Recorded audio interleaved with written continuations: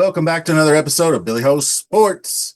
We are jumping up to Toronto, Canada for the Woodbine racetrack. The Big Kings Plate Day has historically been Canada's most prestigious racing event.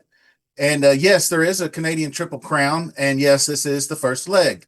So there is also tons of blockbuster races on the undercard. And we will have a $1 million guaranteed pick five, which is awesome. So I'm be on the lookout for that show.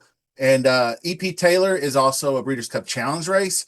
And so if you are new to the channel or if you haven't seen me in a while, I have been running a weekly reoccurring split the pot contest. It's basically I spin the wheel. The winner gets a free $20 bet on me that we split if we win. Check the description for details. It'll tell you all about it. But basically, you have to be a subscriber.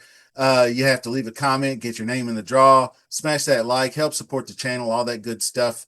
So coming up this week, I don't know when the post positions will be drawn or the PPs will be out or any of that, but I do have the list of the contenders that Woodbine's X account released for the King's Plate. So let's take a look at that.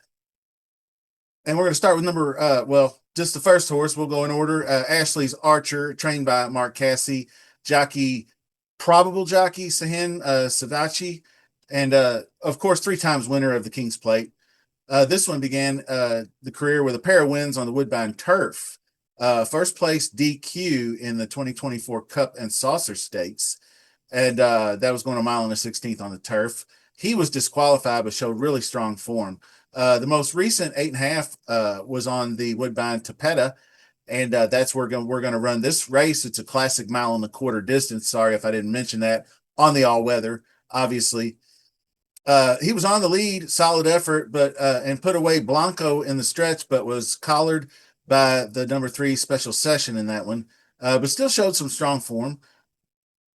Next up, we're going to talk about DeWolf. That's trained by Kevin Attard, no stranger to the KP himself.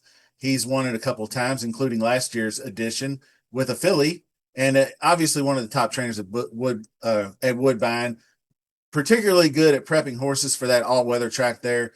This one made the transition to the all-weather easily enough with a pair of 9 furlong runner-up finishes to wrap up the 2-year-old season. Cuts back now to 7 furlongs in that debut in the Queenston, and needed that one, I think, as he was noticeably tired down the stretch, got beat by a couple rivals that are likely goes here.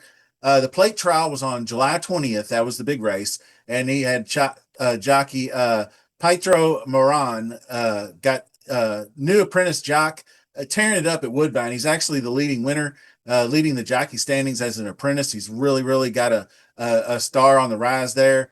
But he got kind of stuck inside on this one with no running room, and that was it for him on July 20th. So I think we'll see a more mature both on both ends, rider and jockey, rider and horse.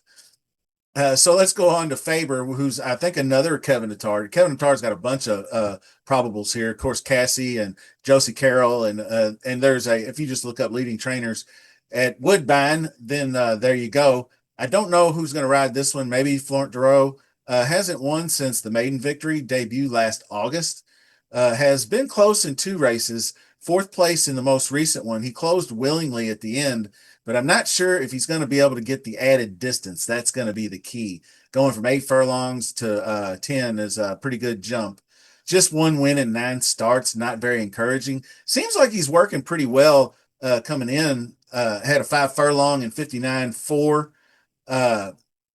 I'd say obviously all weather. It's a softer surface. It's closer to turf. The works are going to be slower by a second or two. So whenever you see a 5 furlong in under a minute on the all weather, that's usually firing a bullet type work. He had that 2 back. That's usually what I like. I like that one last work, just kind of chilling. But the 2 back work, I want him really working hard. So all that lines up pretty well for Faber. Now we'll go, I think another Kevin Attard's up, Manzetti. 4 out of 7 wins in 7 starts, 3 stakes victories. Most recently, the Grade 3 Marine Stakes in June. Held up well going 8.5. The added distance could be trouble. Pietro Moran rode that one. He may go on this one. I'm not really sure which one he's going to get, but he's going to have one of the top mounts. He's got 60-plus wins, I believe, so far at Woodbine during the meet. Like I said, Atard sings his praises about relentless work ethic, always wanting to improve, always wanting to learn, getting in there and just, first one there, last one to leave kind of guy. So Manzetti did work a 4 furlongs in 47.6 on 8-9. So next up we have Monterey Bay, and this is Wesley Ward, who I love on the turf, but he's pretty good on the all weather as well. Trains the lightly raced colt by Good Magic. Finally got the maiden win on the fourth crack on the turf, going 7 furlongs. So he's had several works since then. He went 4 and 48 and 2 on 719, 6 and 114 and 3 on 727, another 6 furlong in 116 and 1 on August 3rd. Yes. Most recently was a 6 furlong in 112 and 4/5. So I think this one will land in Keeneland in the fall or Churchill Downs after this race. So we'll be seeing Monterey Bay again, likely. Mythical Man is trained by Danny Gargan, promising colt, back-to-back wins to end the 2024 season. 25 debut was in the grade 3 of Manila, ran 7th there, chased the pace until the turn, but didn't really just have any punch down the stretch, was kind of left back in the lurk there. His sire, Mucho Macho Man, passed on the versatility. He can definitely have that synthetic in his bloodline. He's had several successful progenies in that department. But he hasn't been working on any all-weather track. He had to work on the turf and the other one's on the dirt. So he went 4 furlongs in 50.88 on 719. That was on the dirt. And then he had the turf work on August 1st. He went in 5 in a minute flat. And then he went 4 on the dirt in 47 and 4 on 8-9. So that brings us to No Time. And that's the filly by Mark Cassey. 2 wins from 5 career starts. Won the Woodbine Oaks on the same track. She checks all the boxes. She's a stalker. She took command at the 8th pole, closed strong at 9 furlongs. Looks like she can handle more. Recent work, 4 furlongs and 48 and 1 on August 2nd. Then another 4-banger in 49 flat on August 8th. So for what it's worth, fillies win this race plenty. 39 or so in the history, but 6 since 2010. So 6 winners in, say, roughly the last 15 years. Last year, Caitlin, her greatness, and then previously 2022 was the Awesome Moria. So that's good, encouraging news. Now we'll get on to Notorious Gangster, trained by Josie Carroll, who's obviously looking for her 4th win. She's got 3 king. It used to be Queen's Plate. Of course, obviously, since the Queen passed, we have the King in England, so now it's the King's Plate, just in case you didn't know that. But Josie's this one won the Coronation Futurity last November, 9 furlongs, bringing him along slowly. Debuted him in 2025 in the Woodstock, 6 furlongs, closed very well, placed 2nd through a DQ. Then won that Queenston. I believe that was 7 furlongs. And then the most recent plate trial showed a good sustained closing to get up for 2nd at 9 furlongs. So progressing quite well. The race should be one of the top choices here. Working well leading into 4 furlongs and 47 and 3 on 731. Then 5 and 59 and 4 on 8-7. That brings us to the next contender. Runaway Again, just broke the maiden in the debut a month ago. So this one's a baby. Stalker closer, not a pure front runner. Maiden win showed he can sit off the pace, grind it out. By pedigree, should handle the 1.25 miles, but being a young horse and only 1 race under his belt is going to be a huge ask. But his win came at 1.16 miles. He finished with something left in the tank, which is encouraging. Recent works include a 5 furlong and 59 and 2 on July 27th. Then you had a 6 furlong banger in 112 and 2 on 8-7. But like I said, huge ask for the young one, but we'll see how he does. Now, Scorching is trained by John Charalambos. Won the Cup and Saucer via a DQ last October. He debuted 2nd in the Marine Stakes, then a 3rd in the plate trial. Coming up, he showed more pressing off the pace in the Marine, lacked a little running room down the stretch, but was on the lead in the trial, but was unable to hold off 2 other rivals that'll probably be going here. So the third place finished that. And then a recent 6 furlong work in 1:14 and 3 on August 9th. Probably a solid contender. I'd say mid-tier contender. Uh, Top four choice might see his number pop up in your four selections on your program. Sedbury's Ghost is next. 2 early wins at sprint distance, then a fourth place in the Grade 3 Marine, going 2 turns. He turned the tables on him next time out in the plate trial. A perfect stalking trip. Showed a great burst of speed down the stretch to get the win, going 9 furlongs. Defeated one of our favorites, Notorious Gangster, we just talked about, who was gaining late on him, but he held him off pretty well. His actually sire, he's a son of a winner. Shaman Ghost won in this race in 2015.